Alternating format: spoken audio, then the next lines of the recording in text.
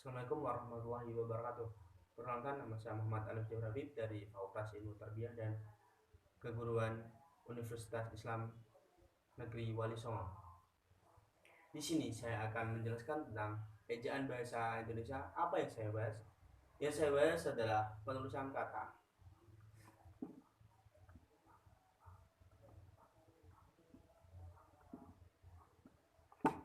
Penulisan kata. Pertama, kata dasar. Apa itu kata dasar? Kata dasar merupakan sebuah kata yang belum mendapatkan imbuhan sama sekali, baik itu awalan, akhiran, sisipan atau awalan akhiran. Selain itu, kata dasar juga bisa diartikan sebagai kata yang menjadi dasar untuk bentukan kata yang lebih besar. Contoh kata tidur, yang merupakan kata dasar dari tiduran yang sudah berimbuhan akhiran an.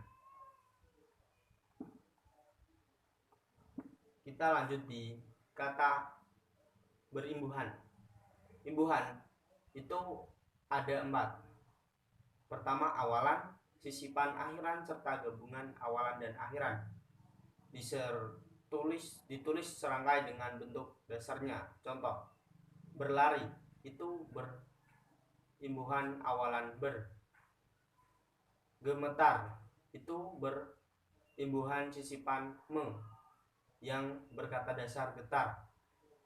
Lukisan, kata berimbuhan akhiran an. Awalan juga disebut prefiks, sisipan infiks, akhiran sufiks, awalan akhiran konfiks. Bentuk ulang, bentuk terikat yang diikuti oleh kata yang berhuruf awal kapital atau singkatan yang berupa huruf kapital dirangkai dengan tanda hubung spasi. Strip. Contoh, ibu, sayur, mayur, serba, serbi, tunggang, langgang.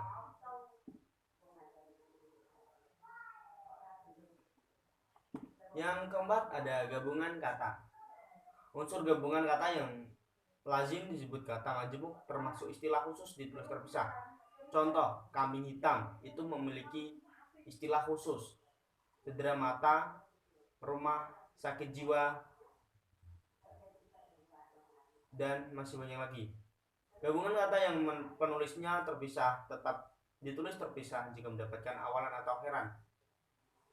Ingat, jika mendapatkan awalan atau akhiran.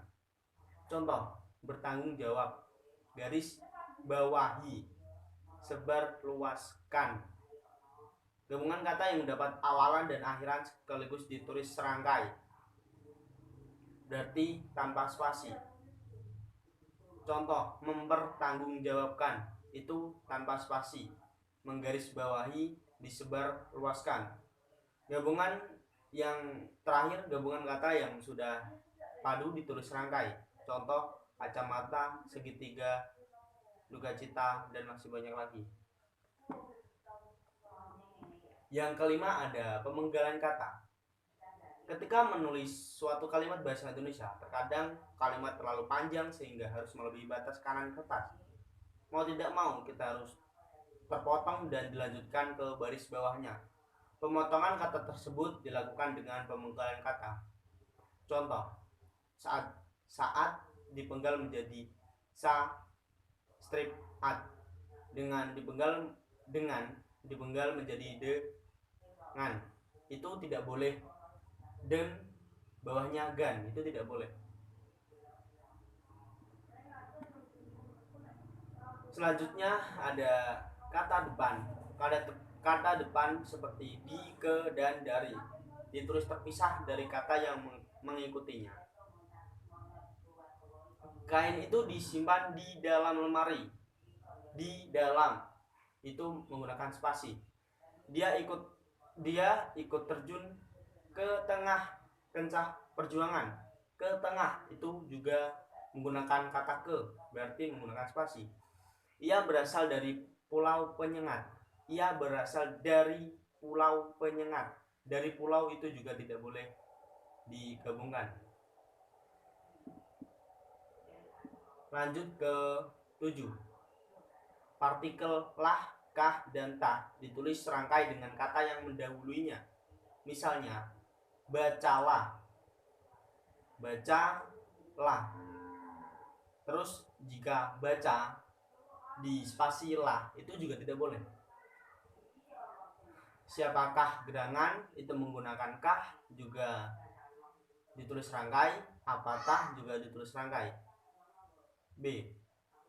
Partikel pun ditulis terpisah dari kata yang mendahuluinya.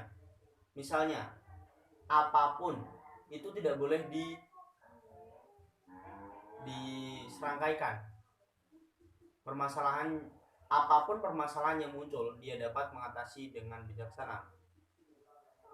Jangankan 2 kali, 1 kali pun itu juga tidak boleh.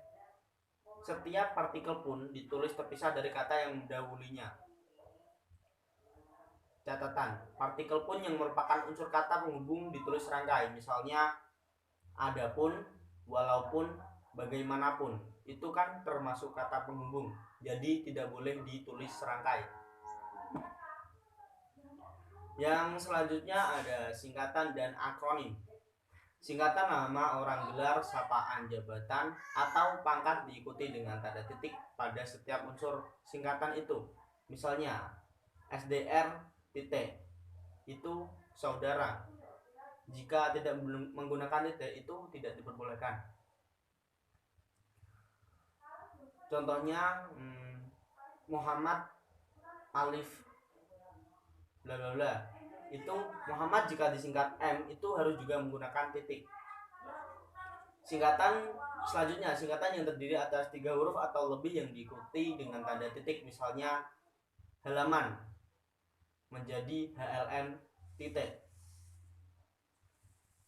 Lambang kimia, singkatan, satuan ukuran, takaran, timbangan, dan mata uang tidak diikuti tanda titik. Misalnya, cm, cm menjadi cm, itu tidak boleh di titik.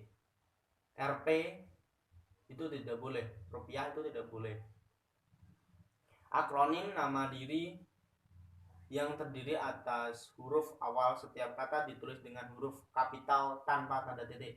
Misalnya, UIN itu tanpa tanda titik. UIN, Universitas Islam Negeri. Yang selanjutnya, akronim, nama diri yang berupa gabungan suku kata atau gabungan huruf dan suku kata dari deret kata ditulis dengan huruf kapital. Misalnya, Jateng, J-nya harus kapital. Jateng yang berarti Jawa Tengah. Kalteng juga bisa, Kalteng, K-nya harus menggunakan huruf kapital. Yang terakhir, akronim bukan nama diri yang berupa gabungan huruf awal dan suku kata atau gabungan suku kata ditulis dengan huruf kecil. Misalnya, IPTEK, ilmu pengetahuan dan teknologi. Yang selanjutnya, angka dan bilangan. Bilangan dalam teks yang dapat dinyatakan dengan 1 atau 2 kata penulis, misalnya dengan huruf kecil, kecuali jika dipakai secara berurutan seperti dalam perincian. Misalnya, mereka menonton drama itu sampai 3 kali. Angka yang menunjukkan bilangan besar dapat ditulis sebagai dengan huruf supaya lebih mudah dibaca. Misalnya, dia mendapatkan bantuan 250 juta rupiah untuk mengembangkan usahanya. Menunjukkan bilangan besar dapat ditulis sebagai dengan huruf supaya lebih mudah dibaca. Bilangan yang digunakan sebagai bilangan yang digunakan sebagai unsur nama geografi ditulis dengan huruf. Misalnya, Simpang 5 itu karena menunjukkan letak atau geografi itu tidak boleh ditulis digunakan sebagai unsur nama panggilan dengan huruf. Simpang 5. Kata sadang, si, dan sang. Kata si dan sang ditulis terpisah dari kata yang mengikutinya. Misalnya, surat itu dikembalikan kepada si pengirim. Itu tidak boleh disatukan. Si spasi pengirim itu menjadi acuan. Kata sadang, si, dan sang. Sang adik mematuhi nasihat sang kakak. Itu juga sama. Itu tidak boleh disatukan. Sang adik maupun sang kakak. sang itu harus menggunakan spasi. Catatan, huruf awal yang ditulis dengan huruf kapital jika sang merupakan unsur nama Tuhan. Misalnya, kita harus berserah diri kepada Sang Pencipta. Karena Sang Pencipta itu S-nya harus huruf kapital karena merupakan unsur nama Tuhan. Sekian dari saya, kurang lebihnya mohon maaf. Assalamualaikum warahmatullahi wabarakatuh.